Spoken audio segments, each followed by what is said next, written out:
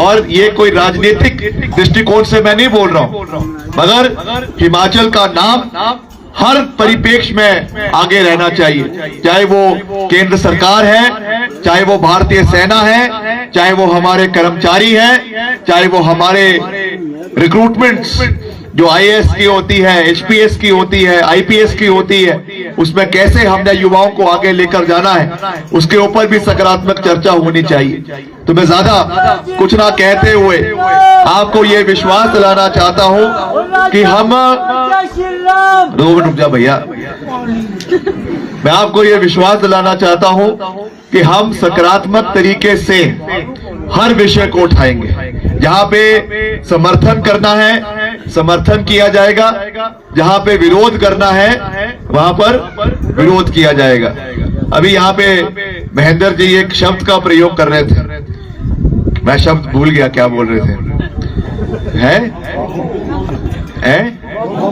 हाँ, चलो मैं करना नहीं चाहता, तो वो वाला काम मैं नहीं करूंगा। जो जहां पे मुद्दों के ऊपर बात होनी चाहिए, समर्थन भी हो वो भी मुद्दों के ऊपर हो, विरोध भी हो वो भी मुद्दों के ऊपर हो, तथ्यों के ऊपर हो। अब हमारी कैंडिडेट है भारतीय जनता पार्टी की, आज नामांकन भरा उन्होंने, उनको शुभकामनाएं, मगर नामांकन भी उल्टा पकड़ा दिया डीसी। अरे पीछे से जयराम जी आए, जयराम जी पीछे खड़े थे, पीछे आए, बोले ओहो अब ये भी काम मैं करूं, ये भी मैं बताऊं कि कागज कैसे पकड़ाते हैं, ये हाल है। मतलब जो व्यक्ति अपना नामांकन पत्र ढंग से नहीं पकड़ा सकता, वो आपको क्या चलाएगा है? ये तो अपशगुन हो गया, अपशगुन हो गया, क्योंकि नियत नहीं है, सोच नहीं है, काम करने की इच्छा शक्ति नहीं है। ये तो केवल क्योंकि आजकल आप जानते हैं गर्मियां हुई हुई है, नीचे बंबई में, दिल्ली में गर्मी हुई हुई है, इसलिए यहाँ पर टाइम पास करने के लिए यहाँ पर आई हुई है, छुट्टियां मनाने आई हुई है। और डायरेक्टर किसको बनाया हुआ है अपनी फिल्म का? आदरणीय जयराम जी को। अब जयराम जी उनका स्क्रिप्ट लिखते हैं, रोज सुबह उनके कमरे के बाहर खड़े हो जाते हैं ये पकड़ के, जी ये आपके आज के डायलॉग है, ये आपकी आज की स्क्रिप्ट है, आपने ऐसे कपड़े पहनने हैं और ये स्टेज पे जाकर आपने ये भाषण देना है।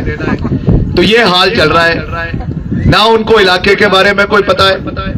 हमने तो जब मैंने नामांकन पत्र भरा 9 तारीख को भरा, सारा का सारा मैंने विजन रखा अपना कि ये हमारा इलाके के लिए, पूरे संसदीय क्षेत्र के लिए, पूरे प्रदेश के लिए ये हमारा विजन है। और कंगना जी से जब मीडिया वालों ने पूछा मैडम से कि आपका क्या विजन है, तो बोलती है, मोदी जी तो बोलती हैं, मगर बोलती है कि अभी हम एक डेवलपिंग देश है और डेवलपिंग देश में नेतृत्व का कोई भी विजन नहीं होता है। ये क्या मुद्दा हुआ, ये क्या बात हुई? आप लोगों के बीच में जा रहे हैं और आपका कोई विजन ही नहीं है, आपका कोई सोच ही नहीं है कि आपने क्या काम करना है लोगों का। ये मजाक बना के रख दिया हुआ है। ऊपर से कह रही है कि 30वां जो हमारा 3rd वर्ल्ड वॉर, पहला आपको पता है कब हुआ था? 1914 में। कब हुआ था? 1914 में। दूसरा कब हुआ था? 1937 में शुरू हुआ, 1945 में खत्म हुआ। पर ये चीजें तो कंगना जी को पता ही नहीं होगी, क्योंकि वो तो कहती है कि देश हमारा 2014 में आजाद हुआ।